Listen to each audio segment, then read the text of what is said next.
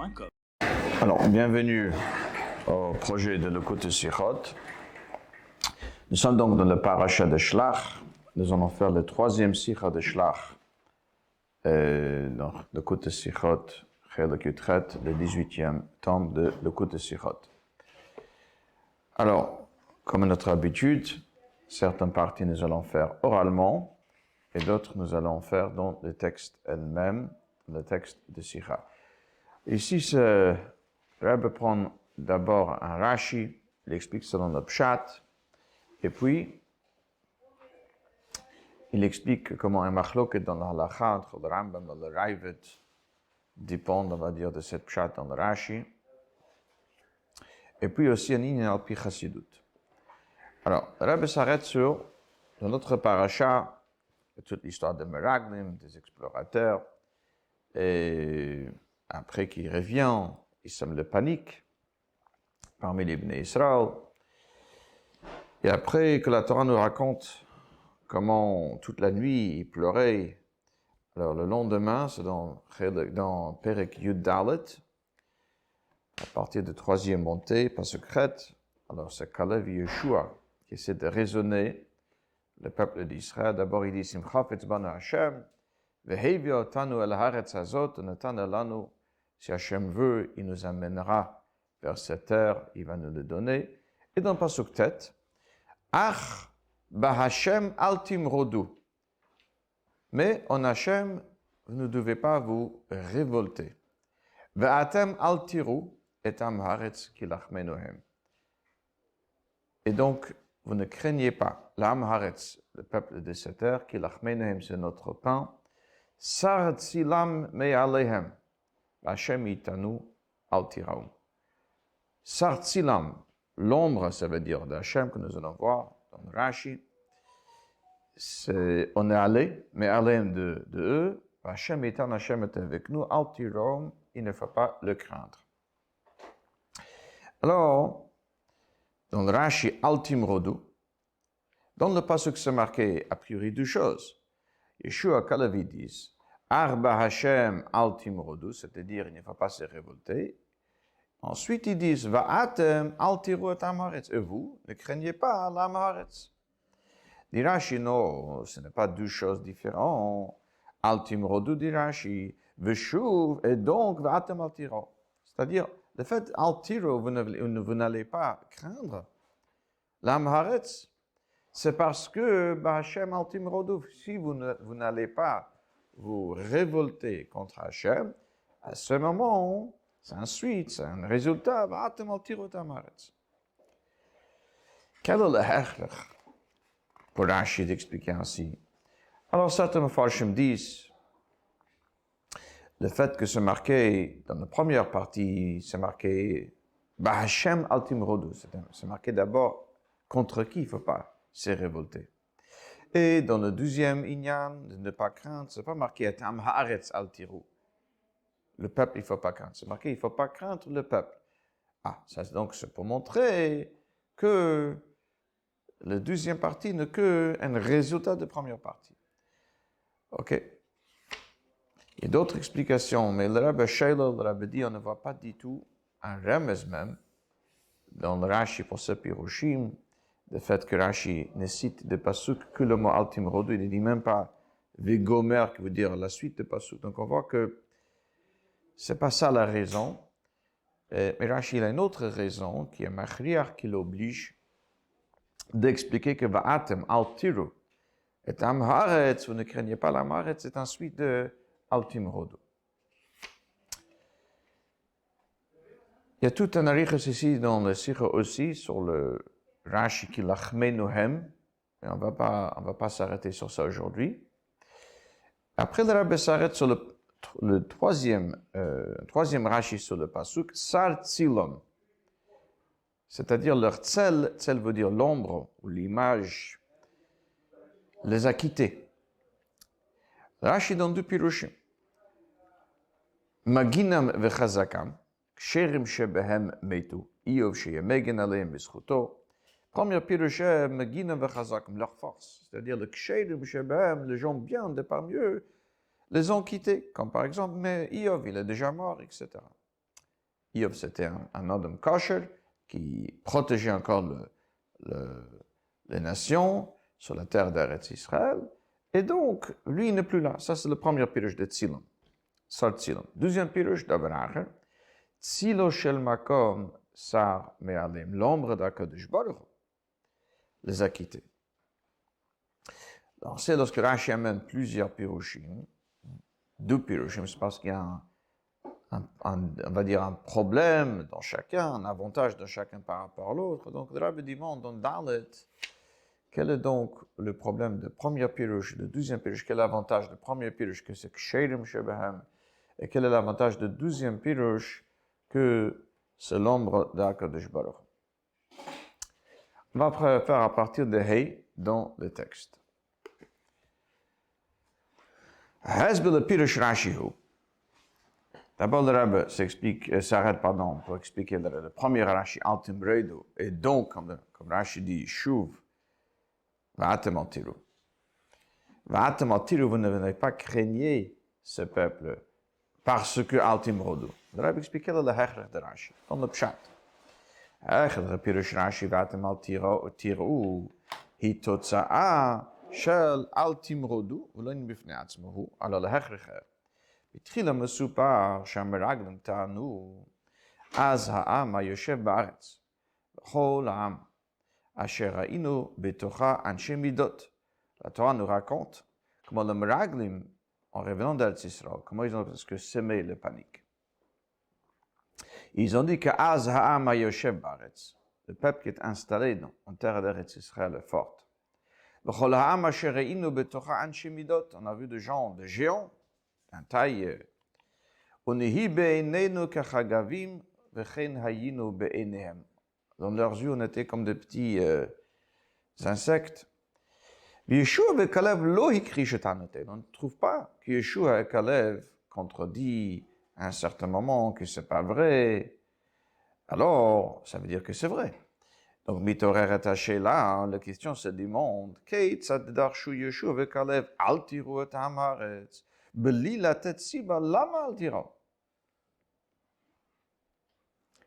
venir et dire Altira Saaretz sans expliquer pourquoi, lorsqu'il s'agit, encore une fois, de géants, d'Anshim Midot. Alors, juste dire qu'il ne faut pas le craindre, sans expliquer pourquoi il ne faut pas le craindre. Alors, ça, c'est une question dans le Pshat. Le Rabbi dit, Shailaf mitrazek, la question devient d'autant plus grande. Kasher viashkim baboker. La Torah nous raconte un peu plus tard, lorsqu'il se réveille le lendemain matin, V'Israël amrou, hinunu valinu. Les Bnei Israël disent, nous allons monter. C'est la fameuse histoire avec les Ma'afilim, ceux qui voulaient monter malgré les avertissements de Moshe Rabbeinu, que Hachem n'est pas avec vous. Et donc, c'était finalement une triste fin à cette histoire. Alors Moshe Rabbeinu leur dit, Hizir Moshe, al talu v'lo tinakfu, ki ha'amaleki va'aknani. Bon, klomar, afilu Moshe Rabbeinu savar, Sheyesh makom le mora. On va de Moshe Rabbeinu. Il leur dit, ne montez pas. L'Amaleki et le Canani sont installés là-bas. Ça veut dire que même Moshe Rabbeinu tient qu'il y a de lieu pour un tel craindre. Pourquoi est-ce que Yeshua Kalev dit Altiro, ne craignez pas. Aussi, il faut comprendre. Be'omram ba'Hashem altimrod v'yitkavnu Yeshua Kalev lomar. שיקיימו את ציווי השם לעלות לארץ ישראל. ואם כך, היה להם לדבר ישירות אודות העניין הפרטי של הדריכה לארץ ישראל. מדוע תביעתם היא כללית בהשם אל תמרודו? En disant, ne vous révoltez pas. Bien sûr, Yeshua et Kalev, leur kavana est qu'il faut monter l'Eretz Israël, il ne faut pas rester ici. Alors pourquoi parler de manière indirecte? Pourquoi ne pas dire? Pourquoi juste dire al timrodu? Et pourquoi ne pas dire allez, montez l'Eretz Israël? Alors, pour répondre à ces questions, ces deux questions, où est l'explication pourquoi il ne faut pas craindre? Pourquoi ils ne disent pas directement monter dans l'Eretz Israël? Alors, sur cela, Rashi répond avec son pirouche, Altimrodu, Veshuv Altiru. Yeshuv Kalev Amru. She'altiru hi totza'a shel Altimrodu achem. אז העם היושב בארץ, ויש מקום למורה, אך בכל זאת, אם אל תמרודו, אם תקיימו את ציווי השם, שוב, אז אין מקום אפילו לפי הטבע למורא ולחשש, גם ים חזק. Ça, c'est donc les réponses. Pourquoi al tirou? Pourquoi ne craignez pas? Parce que al timrodo. Si vous allez monter en Eretz Yisraël, autant que tzivui, une obéissance à cet ordre d'Hachem de monter en Eretz Yisraël, à ce moment, il n'y a pas de raison pour craindre. Lorsqu'Hachem est avec nous, à ce moment, même le comme le Rabbi dit, même le fi hatava, même selon la nature, il n'y a pas de raison de craindre même un peuple fort. לכן אמרו ישוב וקלו. C'est pour ça que ישוב וקלו וידיס בהשם אל תמרודו, ולא דיברו ישירות על הליכה לארץ ישראל, כי המילים בהשם אל תמרודו מבטלות את הטענה כי אז העם. C'est pas un ordre ici, un conseil de ישוב וקלו ואaller en Eretz Israël. C'est une réponse à leur craindre.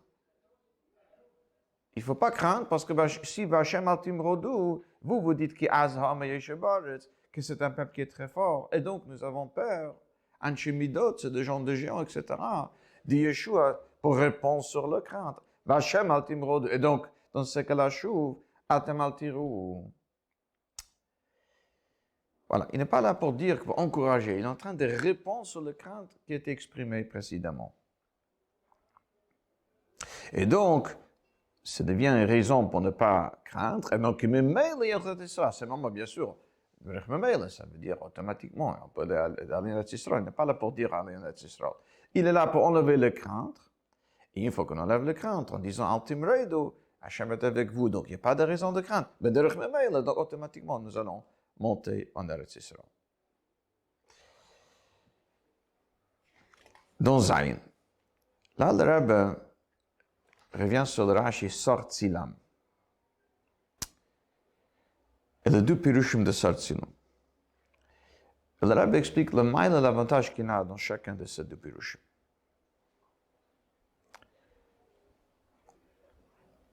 La raison, dit le Rebbe, le problème du premier pirush, qui veut dire que le ksherim, le chazakim shebehem, le ksherim, les gens cachés de parmi eux sont morts, sont plus là.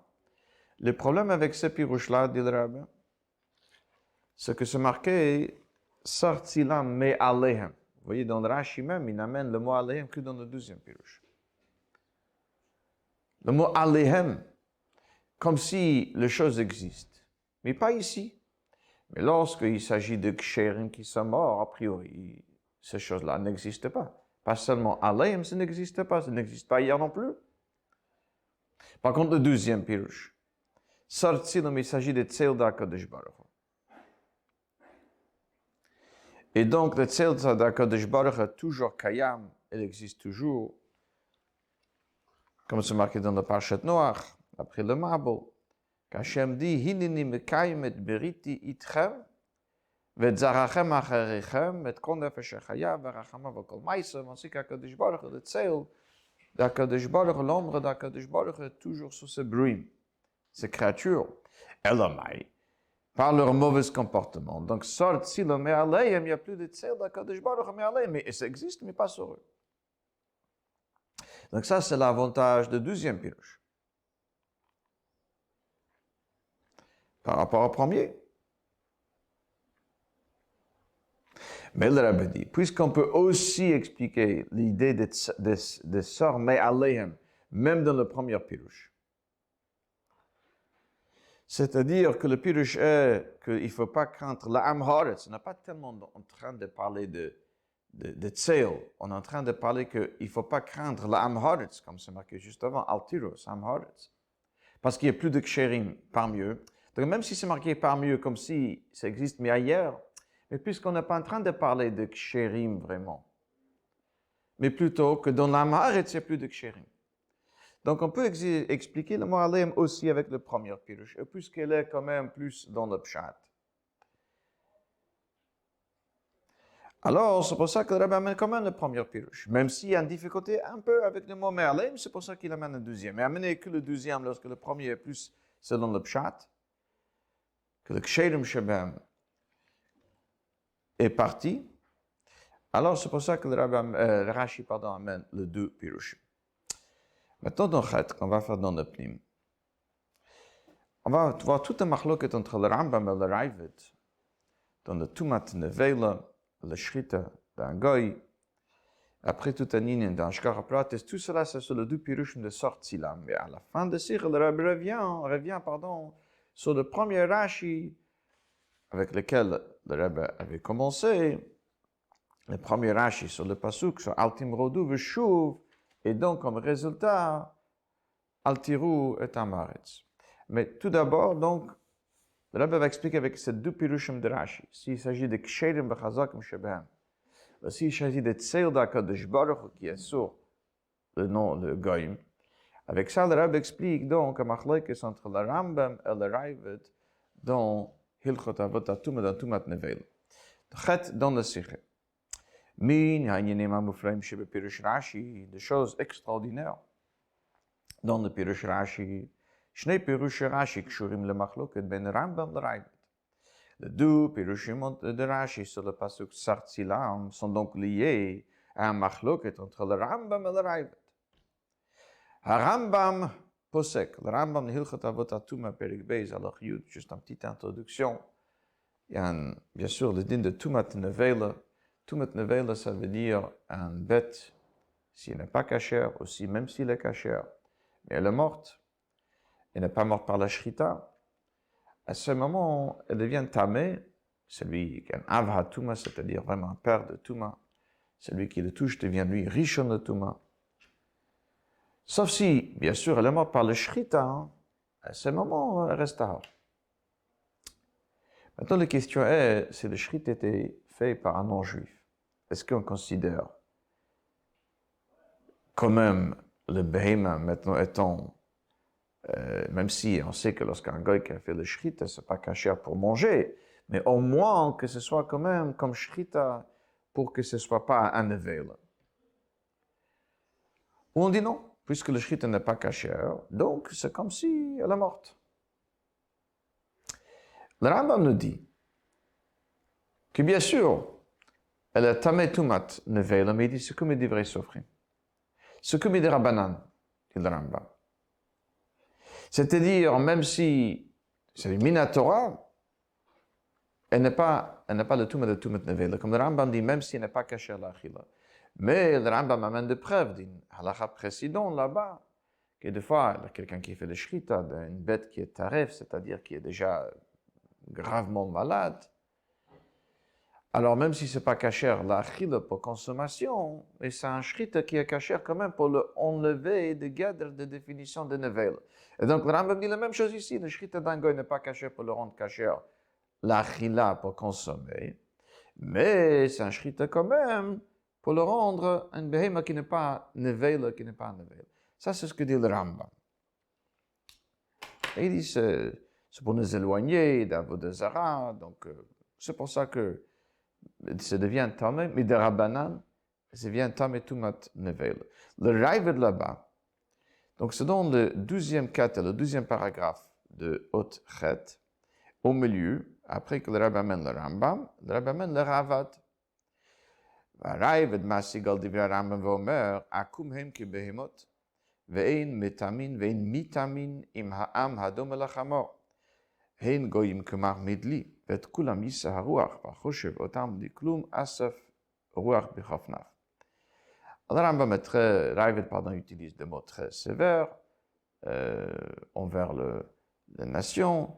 Il dit un akum, il dit, c'est comme, on va dire, c'est comme le shrita a été fait, c'est comme s'il n'existait pas, c'est comme si le shrita a été fait, on va dire, par un appareil. Ah, ça ne s'appelle pas un shrita. Donc c'est comme si le béhem est mort. Pas seulement que ce n'est pas caché à l'achila. Ça ne s'appelle pas du tout un shrita. Donc même in la Torah, c'est comme si elle est morte et elle a tumat nevela. Donc le Rambam dit d'après la Torah, c'est un shrita au moins pour l'empêcher d'avoir le tumat nevela. Le Raavad dit que le goyim n'ont pas un metzias bechal, aucune existence pour que leur shrita soit considéré comme un shrita. Et donc même in la Torah, c'est comme si le bête est morte. Elle n'est pas passée par l'étape de shrita. Le Kesef Mishnah sur place, un de Nesek le Rambam, c'est Rabbi Yosef Karo, qui demande sur le Raavad, il dit quel rapport avec le fait que le non-juif n'est pas métam, il n'a pas le Touma. avec leur shrita. Ok. Le fait qu'il n'est pas un Metzies, et donc le shrita ne soit pas un shrita, vient de Rogatchover, le Gaon de Rogatchover. Et il explique, il dit les choses suivantes. Il dit, pour que le shrita soit considéré comme un shrita, il faut que ce soit fait par quelque chose qui est un Metzies, selon la halacha. Ici, le Rav tient que c'est un heder. Ça veut dire, il y a un Metzies, un mauvais Metzies. Il peut être mekalkel. Il peut abîmer des choses. Parce que c'est quand même un Metzies. Même si c'est pas un bon Metzies, un mauvais Metzies. Ici, c'est comme heder. Comme s'il n'existait pas. Donc, même un kilko n'est pas possible par lui. Donc, c'est comme si le bébé est mort. C'est comme ça que le Rogatchover explique. Et donc, le Rabbi dit, le machloket ici entre le Rambam et le Rav. On va dire le dernier paragraphe de Chet, juste avant tête. המחלוקת בין רמב"ם לרייבד, אם הגויים הם מציאות או הדר. Cette מחלוקת si le goy est un Metzies, ça c'est la vie de Rambam. C'est quand même un shrita. Et le Ravid qui dit c'est heder. Et le Rabbi, cette מחלוקת nous amène à une autre מחלוקת. מביא המחלוקת ביניהם לשיטתם לגבי השאלה אם יש לגויים גדר השגחה פרטית. לדעת הרמב"ם הגויים הם Metzies. וגם הם בגדר השגחה פרטית. ואילו לדעת הרעב"ד הם הדר, ואין אצלם גדר השגחה פרטית. Pour le Rambam, il s'agit quand même d'un Metzies. Et donc, l'ashgacha pratit existe aussi pour les nations. Pour le Ravid, par contre, c'est un heder, il n'y a pas de geder d'ashgacha pratit. Mais comme nous allons voir plus tard dans le Sikha, ashgacha pratit, oui, mais comme un détail, parce que c'est négué aux Juifs. Mais ce n'est pas un ashgacha pratit sur les nations en tant qu'un Metzies, comme un Metzies à part entière. Maintenant, le Rabbi dit les deux pirushim dans le Rashi. Le sort Silon. Si le ksherim shebem sont morts, ou Hashem le tzeil, qui normalement sur le goy sont levés, l'homme d'Akadosh Baruch Hu. C'est de cela que dépend le machlokes entre le Rav et le Rambam. Donc, tête, yesh lomar. ששני פירושי רש"י, אם בצלם הכוונה למגינים וחזקה, או לצילו של המקום, קשורים לדעות של הרמב"ם והרייבד. Ils sont donc liés avec le Rambam et le Raivad. לפי הפירוש הראשון, בני נוח הם בגדר הדר, כשיטת הרייבד. ולכן אי אפשר לפרש שבצלם הכוונה לצילו של המקום, אשר היה תחילת צילום ועתה שר מעליהם. C'est-à-dire, si on dit comme le Ravid, que le Metziut est heder, il n'y a pas de Metziut, on ne peut pas parler de Tzeil d'Akadosh Baruch Hu. L'ombre d'Akadosh Baruch Hu qui réside normalement sur les nations, et qui maintenant est parti. Et donc, c'est pour ça que vaut mieux parler de Ksherim Shebehem qui sont partis. Parce qu'ils ne sont pas du tout Metziut pour qu'il y aura Tzeil d'Akadosh Baruch Hu sur eux.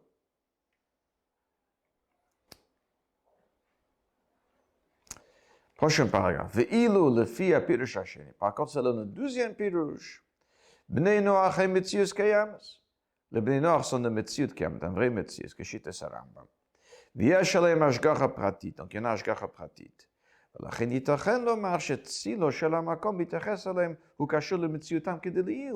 Il y a un tzil של הקדוש ברוך הוא sur les nations. Normalement, sauf que maintenant, par leur avérote, leur comportement, etc., c'est parti.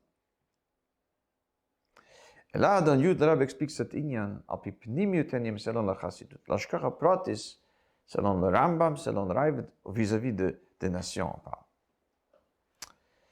Le Rab dit, qu'est-ce que c'est le pirush de Tzilo Shelama, comme l'ombre d'Akadosh Baruch Hu? Le Rab amène le pirush de Baal Shem Tov, sur le pasuk dans Tehillim. Hashem Tzilcha. Hashem est ton ombre. Alors, le Baal Shem Tov explique que le Pu'ulot Ha'adam, le comportement de l'homme ici-bas, et me'orer, elle peut réveiller des inyanim, des choses qui sont que dugmatam, qui le correspondent, même en haut. C'est-à-dire, lorsqu'on fait un acte ici-bas, il y a un résultat en haut, comme le Tzil Ha'adam, comme l'ombre d'un homme. Lorsqu'il bouge, l'ombre va le suivre. Mais ein zadil Rabbe, c'est aussi tzilo shel makom, L'etzel, l'ombre d'Akadosh Baruch Hu chez le Goïm. On sait qu'Akadosh Baruch Hu, comme c'est marqué, Eina mekapeach schar kol beria. Ça veut dire qu'il va nourrir toutes ces créatures. Le poulot,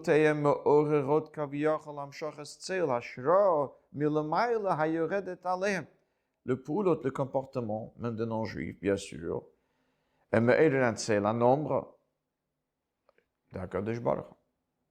Lorsqu'ils font quelque chose de positif, il y a un schar. Lorsqu'ils font quelque chose de négatif, ils sont donc punis. Mais il dit le Rebbe, ça, c'est une cure selon le Shita Sarambam. Que le Umat Haolam, les nations sont un Metzius à part entière. Donc on peut parler d'un tzil, de l'Email, un tzil d'Akadosh Baruch Hu, qui réside comme résultat de leur comportement. Mais le Rebbe dit, selon le Shita Sarambam, l'Umat Haolam sont heder, ils n'existent pas. C'est des non-existants. Et donc, on ne peut pas parler de tzil, l'ombre d'Akadosh Baruch Hu qui est là grâce à leur travail, grâce à leur bon comportement.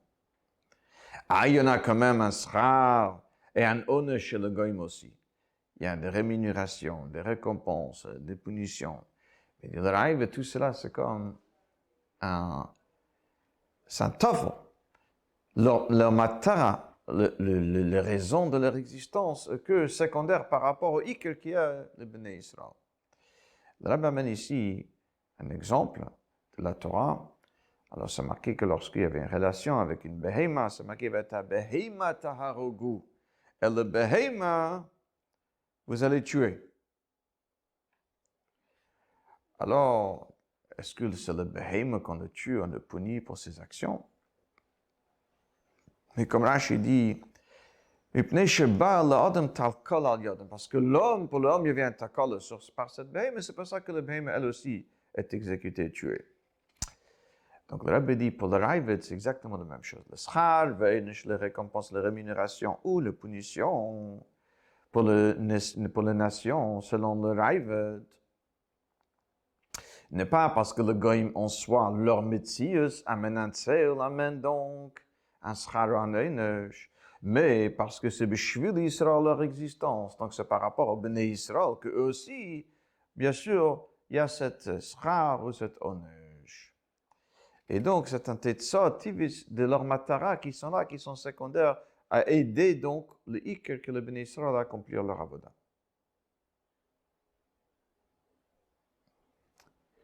Avec ça, le Rabbi explique en Allah que tout le monde du monde, on sait que le Bnei Noach, peu importe s'il verra avoda zara ou un autre, une transgression de Sheva Mitzvah B'ner, c'est toujours la même peine. Tandis que chez les Juifs, c'est pas comme ça. Ça dépend de la vera qui a été fait. Parce que lorsque leur avoda n'a pas un matara b'fne'atzma, n'a pas une but, une finalité en soi, mais elle est là plutôt pour aider le Bnei Israël à faire leur avoda. Donc, puisque ce n'est pas un matara b'fne'atzma, donc, dès qu'ils ne remplissent pas leur devoir à aider donc le Bnei Israël, donc ils n'ont plus de lutte d'existence, il n'y a plus de raison d'exister.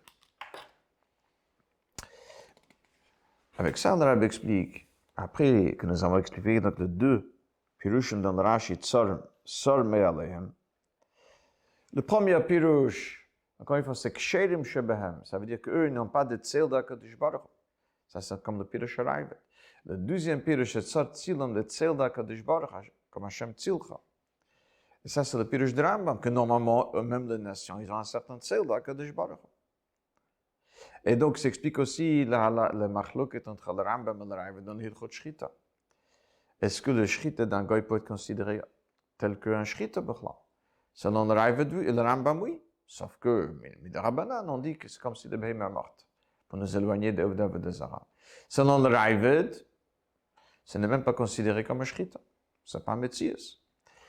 Le Rabbi dit maintenant, le Rabbi explique dans le Hamshech HaPsukim, comme s'il y a trois choses, trois madreges ici. Au début de Pasuk Tet, c'est marqué Arba Hashem, Altim Rodu, c'est-à-dire de ne pas se révolter, ça veut dire une fois que nous allons suivre et obéir ordre d'Hashem de montrer notre Israël. Et donc, Shuv, comme Rashi dit, dans ce cas-là, Va'atem Altiru Etam Haaretz, Kilachmenuhem. À ce moment, il n'y a pas de raison de craindre l'âme haaretz. Et donc, après, la Torah rajoute qu'il sortit le me'alehem.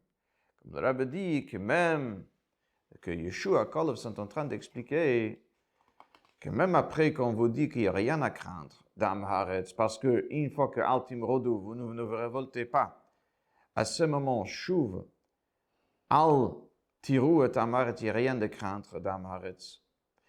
Après, il rajoute, ils disent encore plus, ils vont encore plus loin, ils disent sorti la mer aleim.